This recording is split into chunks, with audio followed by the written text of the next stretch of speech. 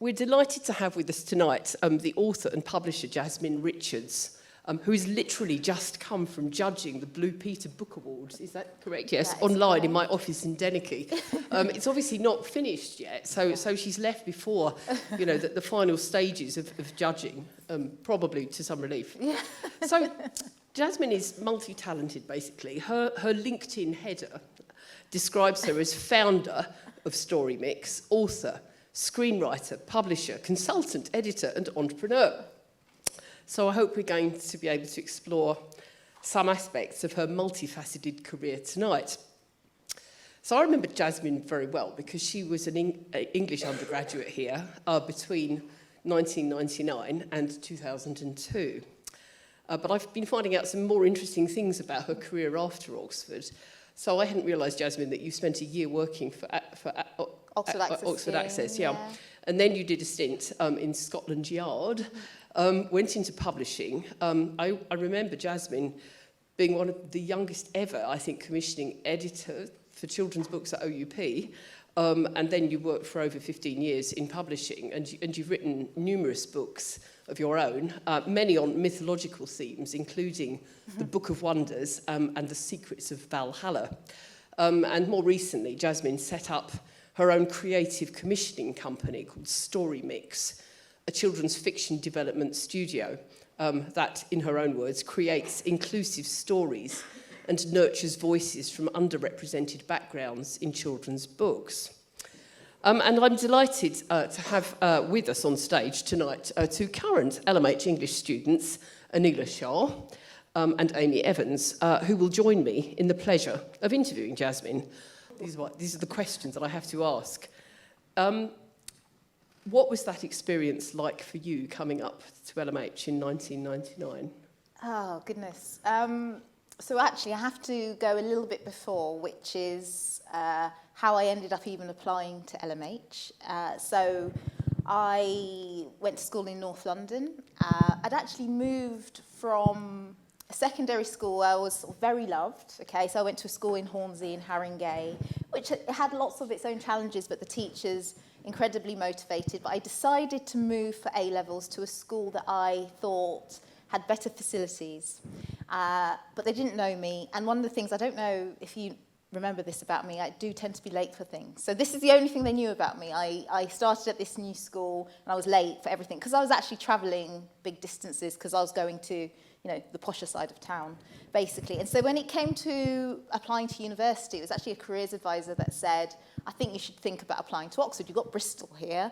Why not Oxford? I was like, oh, Oxford's too posh. I'm not going to apply. He's like, you should go for it. And I started to call around colleges. So I called Magdalen first, but I pronounced it Magdalene, and they corrected me immediately.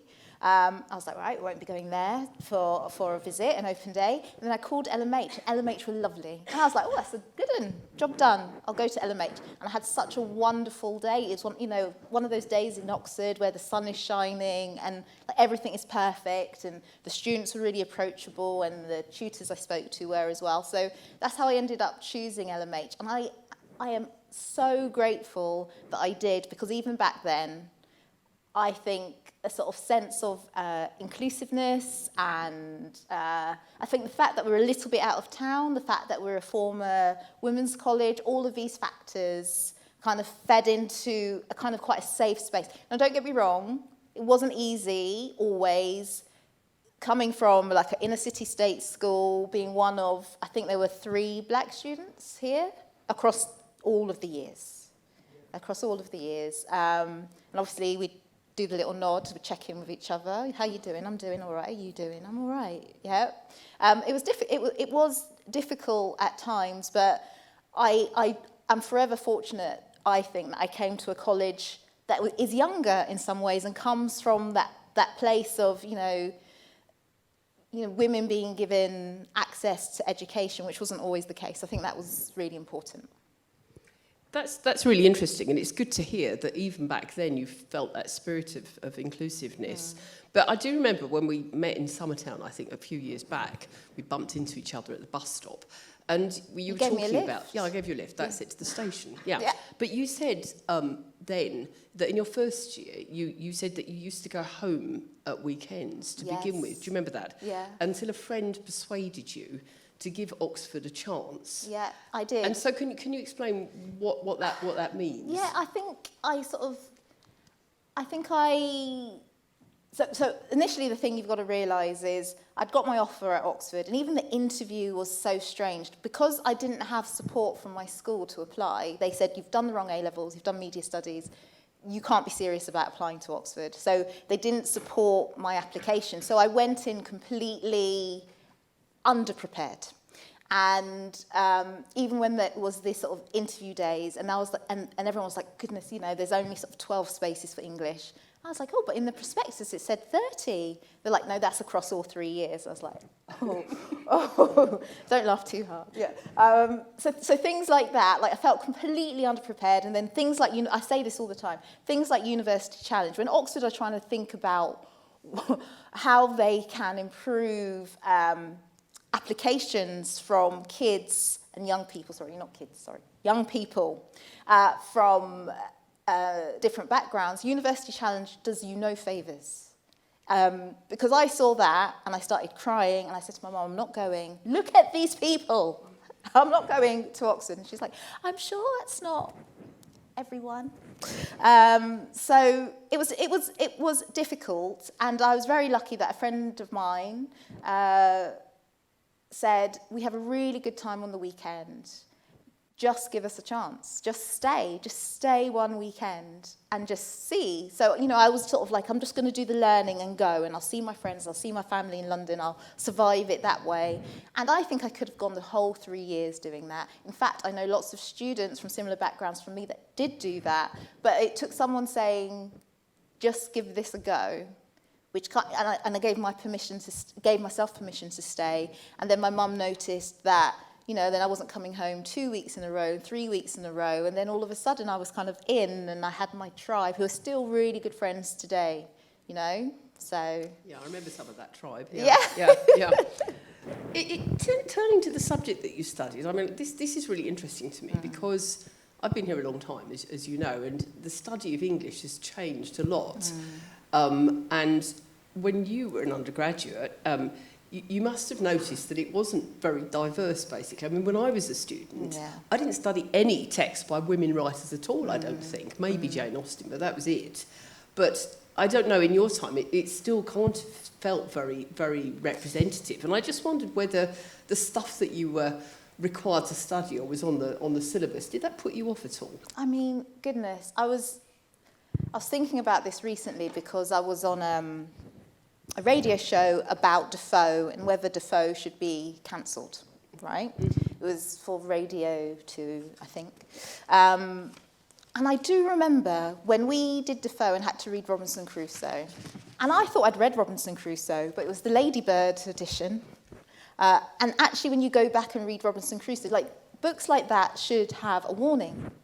And I don't know what the reading lists are like now, but I feel like in so many different ways, there should be context. You're not just giving it as the canon, and it's like, because it's the canon, it's okay that this stuff is in here. Like, my husband always says that he was taught history to judge, texts historically and not hysterically. But I just think that's BS. Like, frankly, the university has a responsibility to their students to say, okay, if we're going to read this text, just in the same way with museums and artifacts, it's like, okay, this is the artifact, it was taken from this place. You've got to give the context. It's beyond now just a sort of British Empire and only it being one note. It's interesting because I think now you wouldn't just study Defoe. I mean, I'm thinking, well, I hope you wouldn't. I mean, so there'd be a whole range of different things that you would look at which would contextualise that. And that might be just, you might even not do an author.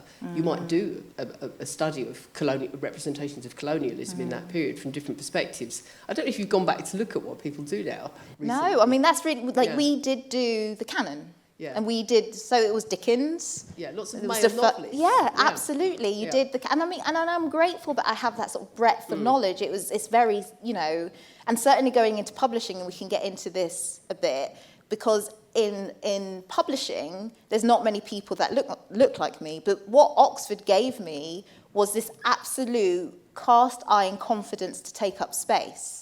So I may not have looked like anyone, I may not have sounded like anyone, but I was like, I've got my Oxford degree, dude, so what? It's kind of interesting, thinking what you just said about authorship has set me thinking about the way that you've recently kind of put books together. Because, you know, again, it's the canon, it's the single male author, the individual author. But from what I understand, quite a lot of what you do now is a kind of literary collaboration, where you work with more than one author, and you work under a pseudonym or something like this. And Yes. Do you think that big names in writing are a thing of the past? No, I definitely don't think they're the thing of the past, but I do think there's lots of different routes to market. And I think sometimes in any industry, and especially an industry as old as publishing, should be looking at other forms and thinking, what can we take and iterate upon and improve upon and use in our industry, especially if it's going to make it a more inclusive space. So with my business, and I am kind of making this up as I go along, and I'm making the rules up as I go along, but I've looked at film and TV, where you have a group of people, a group of people who are creative to create fiction that absolutely serves its audience. You know, and what that allows, the fact that it is a collaboration, is someone who is maybe a bit more green. Not all that weight isn't solely on their shoulders. So I think there's so many schemes and endeavours to try and let's make publishing more diverse and inclusive. What I think is needed is like practical steps. So how are you going to build that writing muscle? How are you going to get paid? How are you actually going to form a career, a long-term career beyond like winning a prize and then we never see you again, you know? It's interesting the way you talk about writing. I mean, I like this, that it's a kind of trade, basically. It's a skill, it's a trade. It's rather different from the conception of writing that was generated when I was an undergraduate, which was the idea of lofty individual genius, you know, the genius in the garret or whatever, that you see it as a kind of work, actually, rather than necessarily as the product of moments of fantastic inspiration. So I think that's because I've gone on my own journey. So when I was a kid, anyone who was at school with me would say, Jasmine, you always said you were going to be an author. And then somewhere along the line, that idea of me being an author faded away because I didn't really see authors that looked like me. But I ended up in publishing and I ended up being an editor. And you see behind the curtain when you're the editor, and you realise that authorship, and like, I'm not saying there's not moments of absolute genius, but it's graft as well as craft. And in fact, it's mainly graft. And you get better with each book, as long as the industry gives you an opportunity to write more than one book. And that's the other thing. Sometimes it's just, you know, one book, and if you don't sell on that book, you don't get a second chance. And I find that problematic, because writers get better over time. Your writing muscle builds up over time, just like with anything. That book, Outliers by Malcolm Gladwell, I think it's sort of 10,000 hours. I think that's right. And same thing with writing. You get better with every book that you write. That's interesting, yes. Now, I'm going to double back to thinking about LMH, just and your time here, before I hand over to my co-interviewers.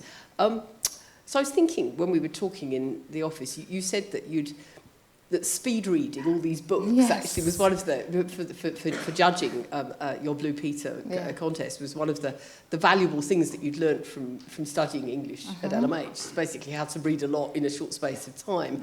What other kinds of skills do you think you learnt from here, do you think?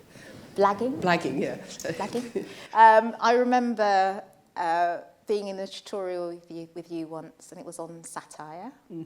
And we had to do an essay, and I don't know if you remember who my tute partner was, but we were determined not to use the word satire in our essay about satire, because we knew you would just pick it apart.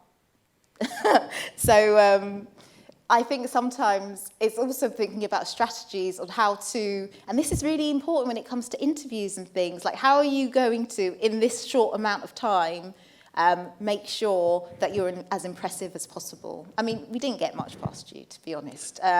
We used irony, sarcasm. No. No. No. No, not sarcasm. No, I know. I like. Good. Yeah, irony. Yeah. But I think the tutorial system in particular is very useful when it comes to having interviews. And just being able to hold, again, I'll talk about space quite, but hold your space and talk with confidence. You're doing that every week, in and out every week. That is so helpful when it comes to interviews. Well, that's good to know. Yeah. Now, I'll pass you on to Aneela, I think, if that's okay. Yeah. So I just want to ask you. There we go. Oh, there we go. I just want to ask you, I want to go back to, so you finished your degree and now you've left education. And there's often this sort of stereotype, especially for humanities students, that it's quite difficult to locate within the world of work and finding a job. So I wanted to know what the sort of the early days of your career were like, especially after getting your English degree. Yes, so there's a few things happened. So I did do an internship at the civil service, which is when I was at New Scotland Yard, and that was super interesting. But my, I've always had a passion for books. But it did take someone, so after I finished my degree, I ran the Oxford Access Scheme for a year. So that was a student-led organisation, and it was all about going into inner city state schools, talking to kids, saying, have you thought about applying to Oxbridge, running summer camps and science weeks and all of those kinds of things. And it was whilst I was running that, and one of the things we'd have to do is sort of raise sponsorship, and talking to someone from Penguin, and they said, you should really apply for the graduate trainee programme. And it was just sort of off-chance conversation that made me think. And what's so funny, sorry, let me very quickly, I don't know if Freud's is still here. Is Freud still around? Yeah. So we used to have the milk round. I don't know if that still happens in the same way. Someone from Sony Music came, and everyone went, and they put on a really great spread. And what happened is they went around sort of giving people sort of stickers, and the stickers were like, you're cool or not cool, you can come and work in the music industry. I didn't get a sticker. Okay, I know, can you believe it? Madness. I didn't get a sticker, but they did talk about this role, which was A&R, which was finding talent and nurturing it. And I did at that point think, goodness, wouldn't that be great if someone did that with books? And then it sort of went away. And because I didn't know anyone who worked in publishing, I didn't know how books were made. So there's a whole thing about information, because clearly that's what I should be doing. And I suppose that sort of links to what kind of education does Oxford give students? Like, there needs to be the academic education, but really clear routes out of the degree and what the kinds of things you can do in really practical ways would maybe be more helpful, because it was quite serendipitous in the way that someone said, you should apply for the Penguin Graduate Trainee Programme. And then there was an assessment centre. It was like apprentice. Again, having done my degree here, I did quite well, even though my maths was terrible. My business acumen bit was awful. But they were like, you've shone in the other bits, it's fine. So that was all down to the training I had over the 3 years here. So that's how I ended up in publishing and how I ended up at Penguin. I wanted to go back to that bit about Scotland Yard, because I think I read on your website that you said you could have chosen to be the next Sherlock Holmes. Yeah, so I which is not even Scotland Yard. Yeah, I know. How does one go from sort of getting an English degree and then entering into working alongside or with the police force, I guess? So could you tell us a bit more about that and how that came about? I can. So that was all to do with what internships were available. So when I was here, and I don't know if this is the case, you're not allowed to work during term. Is that still the case? Yeah. So that's quite hard for some people. So I could only work in the holidays. I used to work at a cinema, and the civil service came round, and there was this sort of 6-week role that was going to be at Scotland Yard, which paid much better than the cinema. So I was actually quite pragmatic about how I was going to spend my time in the holidays and after I finished university as well. So what is surprising? So I did it for the money, but I did actually love it. And there was an element, I was like, I'd really love to be a detective, but you had to do 2 years on the beat, and at that point I was out. I'll read about this, I might write about this, but I don't want to spend 2 years being a Bobby on the beat. Like, that was never going to happen. Fair enough. Yeah. Before concluding and then going on to Amy's questions about you as an author, I wanted to go back to Storymix. The industry you did enter, the publishing industry, is often seen as quite archaic and very traditional. And I think there was a statistic mentioned about how only 1% of the main characters within children's books, Yes. especially, were children of colour. More likely to be a rabbit or a bear. I didn't know that one. Yeah. But I Yeah. just want to ask, in terms of that, what actually led to you leaving sort of the actual publishing world, the traditional publishing world, and deciding, you know what, I'm going to found my own, and it's going to be more about BME representation. So what led to that? There were many steps to that, but I think first I need to talk about the challenge you have as maybe a woman of colour in an industry as white as publishing. So I felt like all the time I had to try and prove myself, not as a great black editor, just as a great editor. So even though I could see the stuff that was coming across my desk as a commissioning editor was not reflective of our society, did I kind of stand up and speak about it? I didn't, because I was so kind of focused on just being a fantastic editor, not a fantastic black editor. And then it's when I had children, and it was when my son was moving from picture books, and I'd had to work quite hard to find picture books that were representative of our family, and I sometimes had to buy books in from the States, and but because I know publishing, I was like, okay, this is fine. Then he was moving into those first chapter books, and there was literally nothing, and I had this little boy who was a bookworm, and he was nowhere to be seen in the publishing industry. And then I felt like all of those chickens coming home and roosting and all of those things. I was like, actually, I've worked in publishing for 15 years. I could have said something for all of those other kids that have grown up. For the kid I didn't see myself. There's this great quote about windows and mirrors, that books should be windows, but they should also be mirrors. And yes, sometimes when I was reading Anne of Green Gables, I might catch a glimpse of myself in her personality, but I never fully saw myself. And then I found myself here again with my own child, and he was nowhere to be seen. And then I looked at all the things I'd done over my career. So, it's this whole portfolio career thing. But, as an author, as an editor, as a sort of creative writing tutor, all of these elements. And I was like, well, if I sort of stitch that all together, I can find a way to quickly, that was the other thing, because I was just so fed up. There's so much talking about making things better and no action, quickly finding ways to collaborate with people and get books on shelves. So it was a very real reaction to it feeling close to home.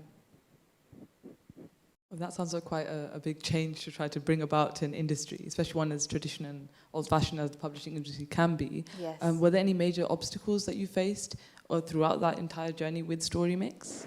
So the other thing I would say is, I started this business 2.5 years ago.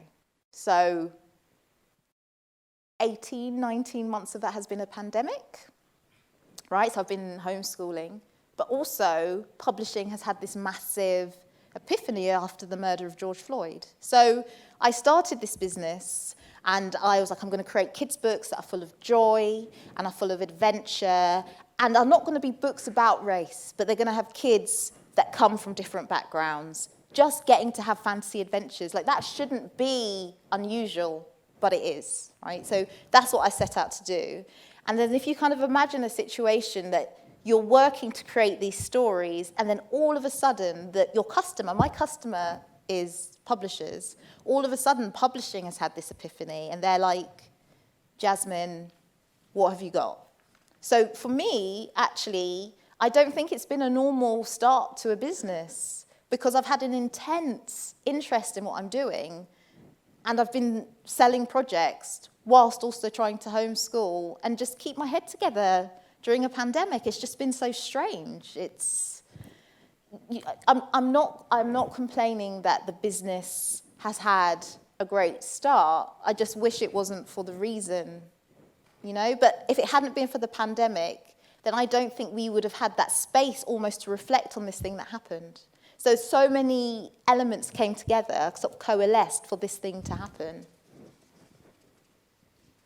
I think. Oh, Yeah, no, that is really interesting. And just before we move over to Amy's question, so is that something about the domestic space that it enables you when you weren't going into an office? Do you think to have more, perhaps a blending of the domestic and the imaginative? I'm just thinking about, because we're coming through the pandemic now, and it's, we still, I don't think, will have made complete sense of the trauma of it, but also actually some of the things that came out of it that could be construed as more positive. Absolutely. So I met my husband at Queen's. He's at Queen's. He was a medical student. He's a transplant surgeon now, which means that there's not really a schedule, okay? So in terms of our family life, like the kids and making sure they're picked up from school is kind of on my list of things to do. So in terms when we first met, that's what yeah, you were exactly. doing. That's why you gave me a lift, because I'd had this meeting in Oxford. This is exactly right. I had this meeting in Oxford and needed to get back to collect the kids because, you know, my husband has got his hands in somebody's stomach and is saving their life. Can you pick up? Sorry, a bit busy, babe. Okay, so that's the reality. That's the reality. So the fact that everything did go, so if I had at that point said, do you mind if we jump on Skype, which it would have been probably, to have this phone call, people in publishing would have been a bit like, oh no, the norm is to meet in person. So actually moving to a remote mode of working has helped. It has 100% helped because everyone has been forced to work in this way, and it has meant that I can network, pitch, sell projects in a way that would not have been possible in the normal, you know, pre-COVID world. Yeah. That is a positive. explains it. Yeah. Now I'm going to turn to Amy because she's going to ask you some questions, I think, about your writing. Yeah, so one thing I was really interested in was like how you kind of focus on a lot of fantasy and mythical inspirations, because I feel like that's something that you don't see as much of, especially with books that are trying to be more inclusive. Yes. So I was kind of curious about where that inspiration comes from, and also, yeah, I guess, like, why do you focus on those genres? I think it's really simple. I think I am kind of answering this childhood wish that I had, which was whenever I did used to see myself, if I did see myself in books, which was very, very rare, it was sort of books of trauma, or they were historic. It was like Roll of Thunder, Hear My Cry. I think that's the first time I properly saw myself in a kid's book. So it's about me trying to, it's not even rewrite the narrative. It's just saying, you know, all of these stories can exist next to each other, and you know, there's not just one story when it comes to being, you know, a kid of color.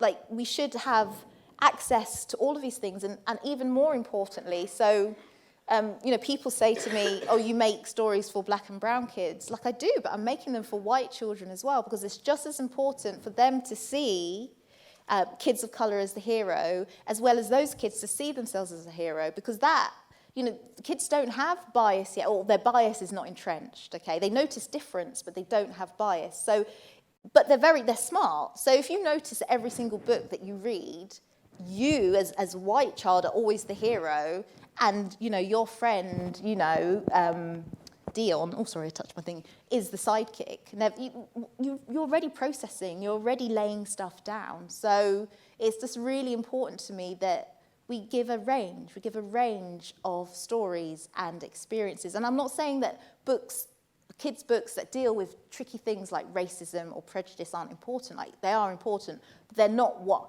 I want to spend my time doing. My type of activism is unicorns. Like, let's go. You know, that's what I want to do. That's my legacy.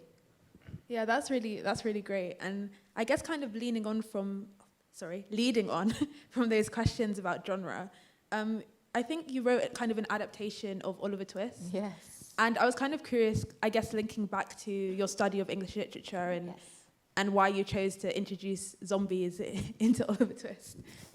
Did you know? I don't know. So there were a few things happened there. It was the bicentenary of Dickens' birth. And because I worked in publishing, there was a lot of conversation about how do you make Dickens more accessible. And because of my English degree, I'd read quite a lot of Dickens, certainly skim-read a lot of Dickens, Hard Times, couple of others. I definitely remember about Oliver Twist. Like, I found him an incredibly annoying character, very passive, didn't really change. So when they were talking about, oh goodness, isn't it terrible, kids don't connect with Dickens, I was like, I kind of get it. I kind of like, so what would you have to do to make it appealing and to have a route in? I was thinking, if we take Oliver Twist, instead of him being this passive character, a character who has to make a choice about which path he's going to choose, so the path of evil or the path of good, and you throw in some zombies and you throw in some vampires, then I think as a teenager you might be more inclined to read it. And what was so fun about doing that project is I would go into schools. I remember I went to a school in Hackney and they're like, "Nah, miss, you can't do that. You can't take somebody's," because it was a proper mashup. So I actually took Dickens' words and mashed them up with my own. So it wasn't even a reimagining. I actually did this sort of textual, mashup. And it was quite a thing for a point. There was Pride and Prejudice and zombies and quite a thing. It was a whole thing. I have to tell you that Pride and Prejudice and Zombies is my favourite Jane Austen film adaptation. Really? Absolutely. Yeah. Yeah. Well, so and it's just a different way in, and it's something a bit fresh. But the kids in this lesson were really outraged on Charles Dickens' behalf. And like, how great is that? That they had all written letters about whether they thought it was the right or wrong thing to do that to someone's work. But at least we're talking about Charles Dickens, and they feel like they have a place in that conversation. So yeah, my finest work. Yeah, that's when you visit schools. What is that experience like talking to kids who have read and enjoyed your books? So school visits, kids are the toughest audience. Year 8 is absolute death. They are the hardest. If school gets in touch with me and says it's year 8, I was like, oh, I'm so sorry. Year 8's are really hard. But generally, I love speaking to children because they're kind of still quite unguarded. You can just have a bit of a laugh, and not, as long as you don't take yourself too seriously. I remember speaking to one author though, and her one piece of advice to me is, if a child says to you, "Are you famous?" is to say yes. Say, "Yes, I'm famous," because actually meeting an author is a big deal for a kid. And if you say you're not, like, that's actually quite disappointing for them. Like, they do hold you up as a sort of a figure of esteem. Like, don't take that away from them. So I say yes. It's the only time anyone ever asks me if I am famous, and I very much enjoy answering yes. And also, you've written for, I guess, a kind of range of ages from younger children to teens. And I was kind of wondering what's the difference between writing for children and writing for teens? Like, are there any different things that you think about, or, different considerations when you write for different ages?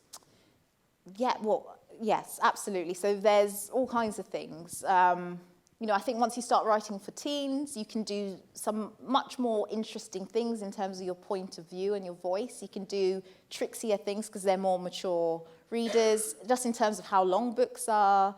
I mean, some authors say, "I don't write for children, I write for myself," and that's absolutely their prerogative. But when I'm writing for my childhood self. I'm not writing for myself as a 40-year-old. Like, I do have my audience very much in mind. So I know if I'm creating a story for a 7 to 9-year-old, and I know if I'm creating a story for a teenager, it doesn't just arrive and then I decide. But I might be because I've worked in the industry, I think sometimes I'm a bit different from other authors because the business and the artistry sit absolutely side by side, which is sort of something you were alluding to, but they do. I can't help it. Like, it's like if you've seen Sausages Been Made, I've seen how a book is made. I know that when a publisher acquires a book, one of the first conversations in the acquisitions meeting is, what age range is this for? And that needs to be really clear, because where is it going to sit in the bookshop? So if the author's not sure, how can anyone else in that publishing house be sure? So real clarity about the pitch, the age range, that's really important to me. Yeah, and I kind of linking on from the idea of the business of writing, I was really curious about the different pen names that you've written under, especially as, I don't know if this is correct, but it seemed to me that you kind of use male pen names or ambiguous pen names for the writing that's more aimed at male readers? Yes. So some of these pen names are a choice that I have, and some of these pen names aren't. And one of the things I would say for any of you who are interested in having a career as an author is you might have to do lots of different types of writing. So, I have done ghostwriting. I have done some writing for celebrities. I have, go on. When you say ghostwriting, do you actually mean, you don't mean writing about ghosts, you actually mean ghostwriting for writing in somebody else's voice? Or not even their voice, because they don't know what their voice is. No. But the publisher might know how they're going to sell that book. So I worked on one title as a ghostwriter, and I have to be really careful. Let's just say I had to include certain elements which made it very difficult to create a kids' book around that, but they had to be in because the celebrity was launching a brand, a hair care brand, yeah.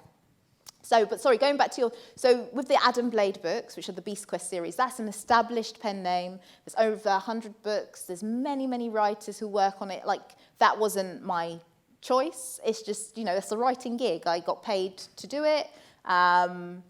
It's a way of building up my writing muscle and then just making a living. With Oliver Twisted, that came about because I had a book out in the States, which was middle grade. Middle grade is this phrase we've imported from the States, but it basically means books for 9 to 12-year-old. And they were written under Jasmine Richards. And I had this teen novel, Oliver Twisted, which is really quite gory. And my publishers in the States said, you cannot release this teen book under your name, because what if a 9-year-old accidentally buys it? So I had to come up with a pseudonym, and so I used my initial, I used my husband's first name of his, so it was JD, and then Sharp, again with the business head on, and I can't ever really separate them, but the biggest writer for horror for teens at that point was Darren Shan, so I came up with a surname Sharp, so that in the bookshop it would sit right next to Darren Shan. I know, devious, right? Yeah. That's so I love Darren Shan's books. Yeah. And I guess this will probably be my last question before we open to questions from the audience. And I was really curious about you writing as part of a creative partnership, and if you could tell us about what that process is like. Sure. So that creative partnership changes depending on the project. So that's via Storymix. So if you imagine Storymix, I call myself a sort of fiction incubator, but the closest thing you can compare it to is a TV production company. So, I'll have an idea. And so most recently, Aziza's Secret Fairy Door, I knew I wanted to explore mythology from around the world. So Aziza is a name of a West African type of fairy, so the girl is named after that. She's obsessed with fairies, and she's going to cross this threshold into another land. So I had the idea about who the character is, what the land would be, and then I sort of work up the storyline, and sometimes I work by myself or collaboratively with that in terms of building out that story world. And then I needed to find a writer to work with. I'm working with a fantastic writer called Tola. And so I give her the storyline, she writes the first draft, and I rewrite the second draft, and sort of goes back a few times, and then we send it off to the publisher. So it's sort of both of our voices in there, and it means you can work more quickly, which means our own impact can be bigger. I'd just like to ask one last question before we open the floor. What do your children make of your books? Do they like them? Well, my own children, I'll start with them. Like my son is refusing to read the fairy books. Rude.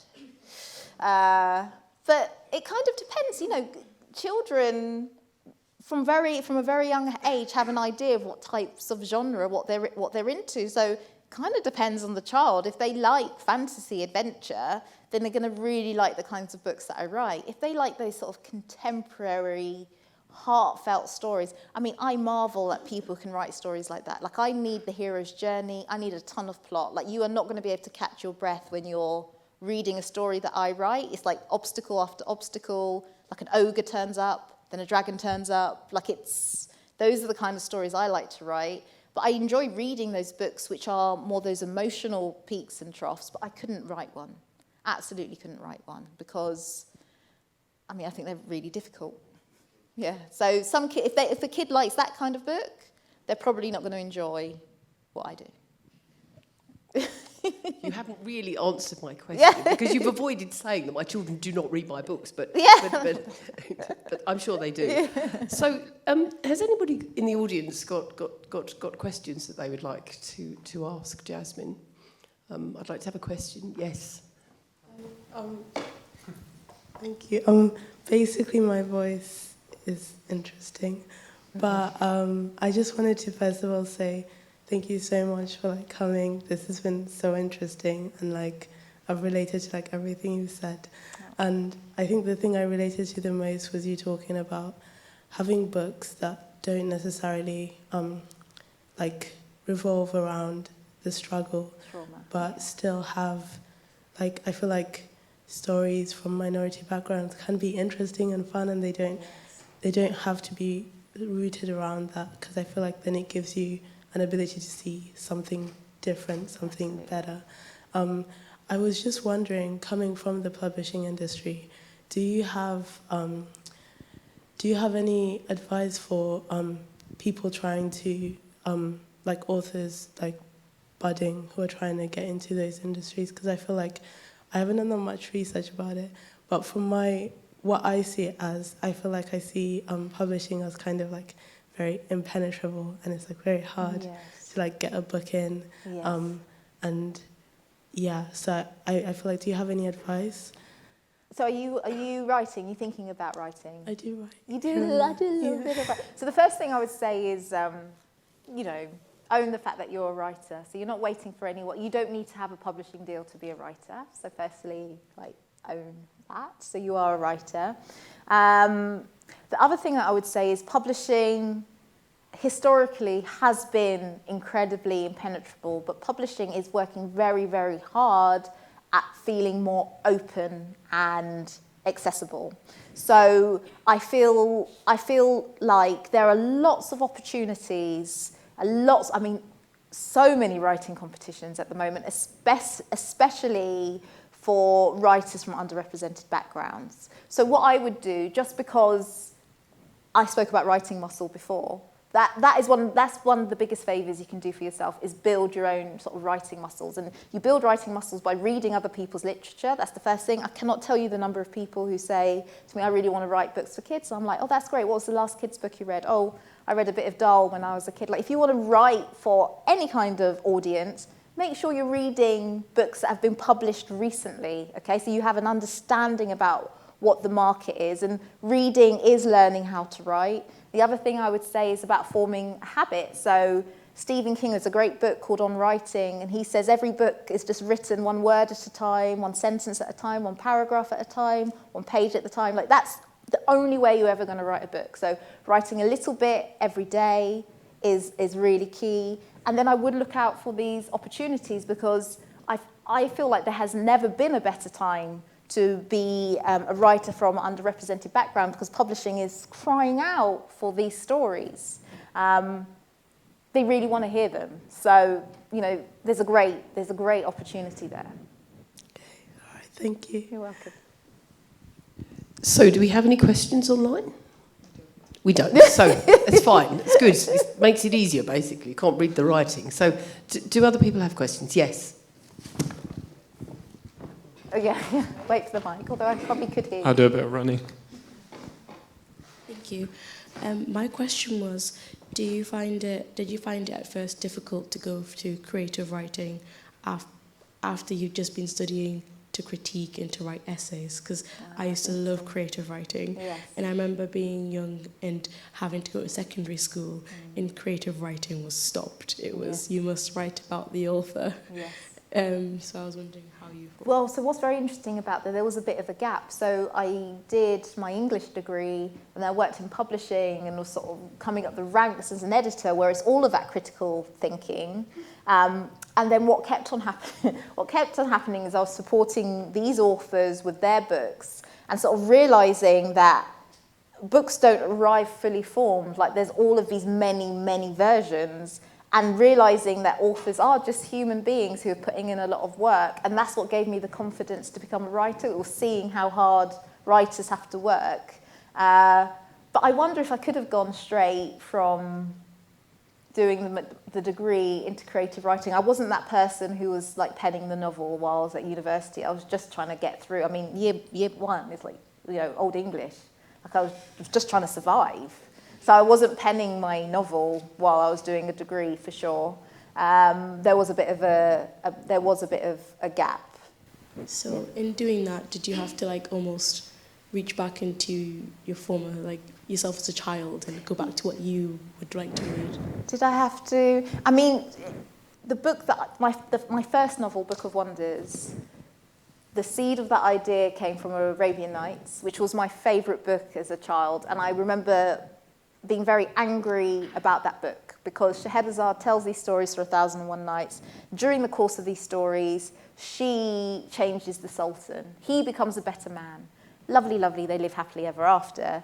Previous to this, he has been chopping off people's, you know, women's heads. So I was always a bit like, well, that's not, what about their story? What happened there? So it was very interesting to me. My first book was going back to that rage I had as like an 11-year-old and deciding I was going to flip that on its head. So yes, it was reaching back to that sort of childhood self that sort of gave me the propulsion, I suppose.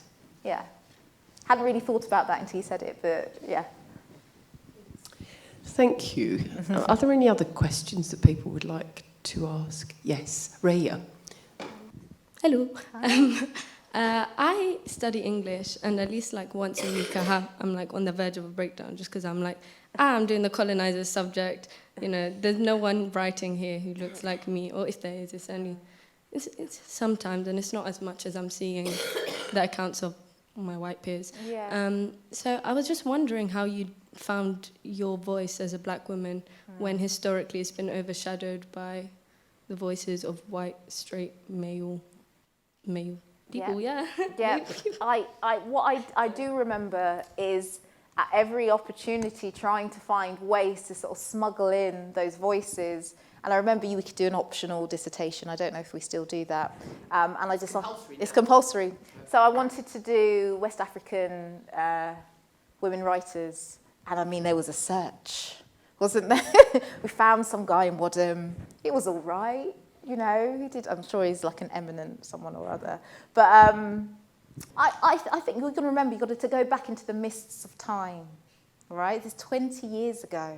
So I think now there is so much, it'd be much easier to find the sort of context and the counter arguments and all of that stuff. And back then, that wasn't really the case. So you did sometimes with some of the writers, you just had this sort of unease. I didn't really vocalise it.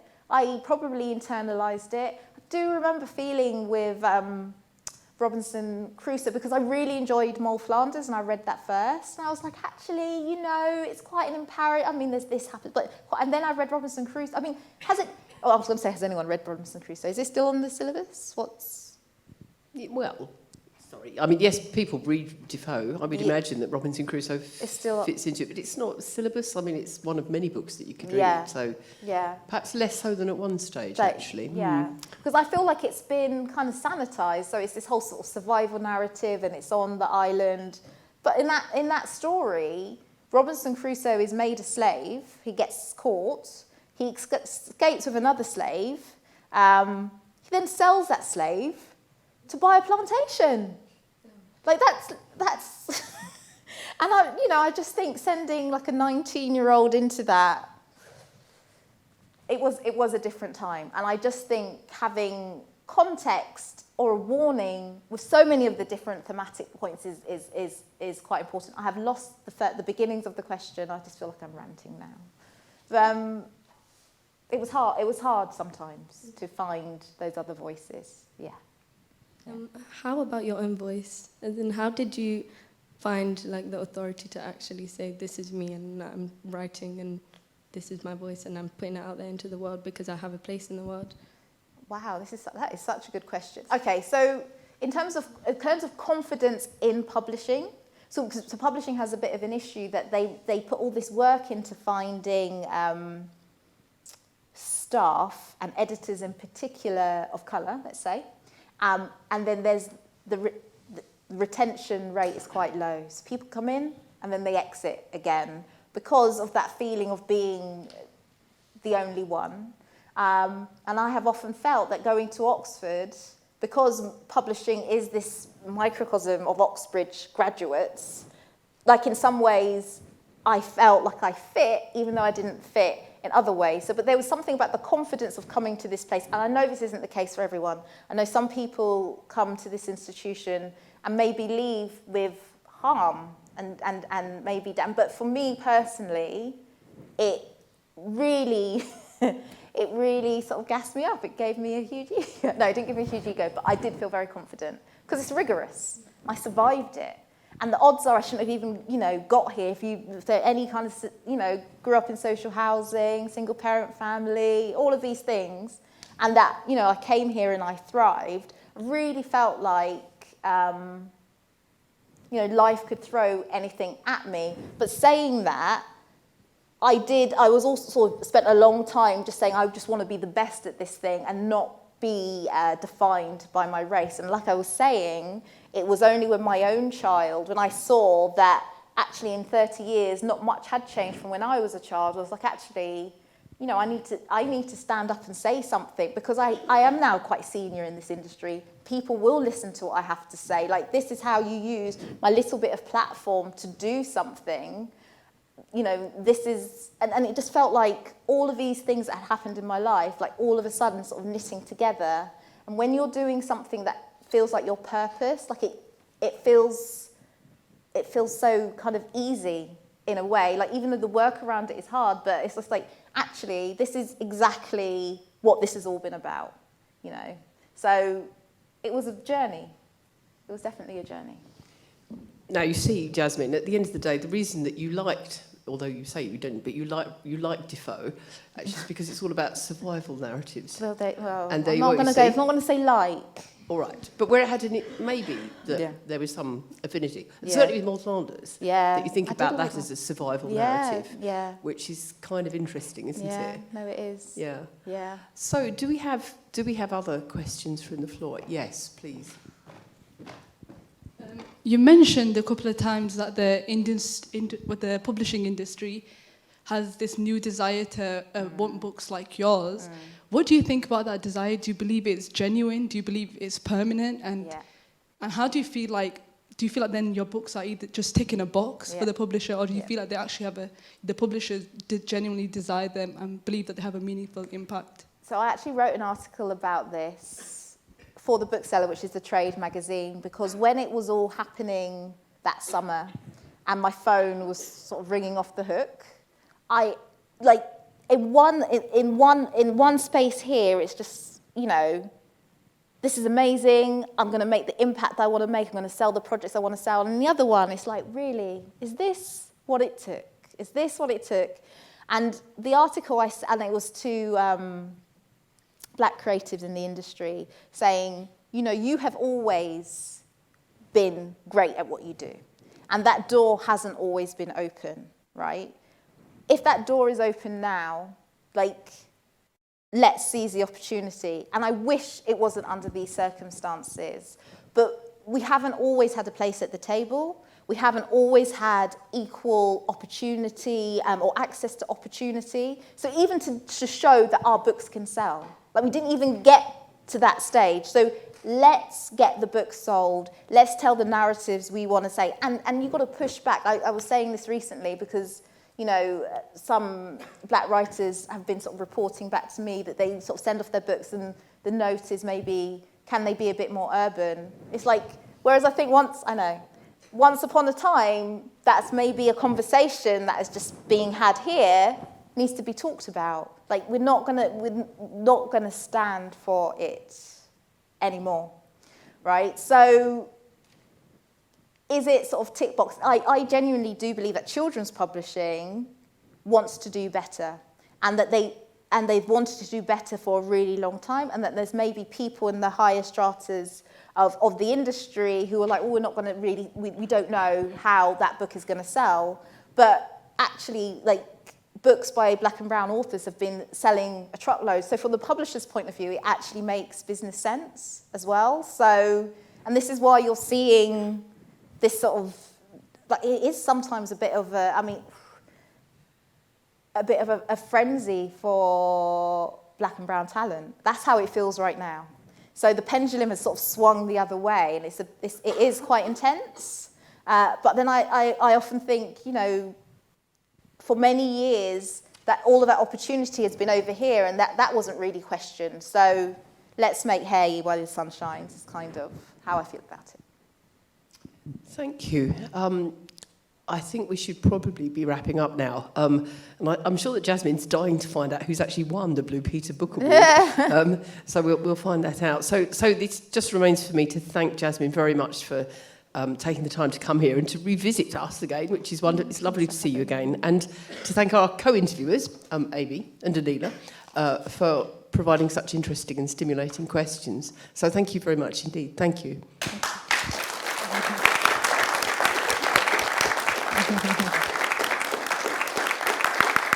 Thank you.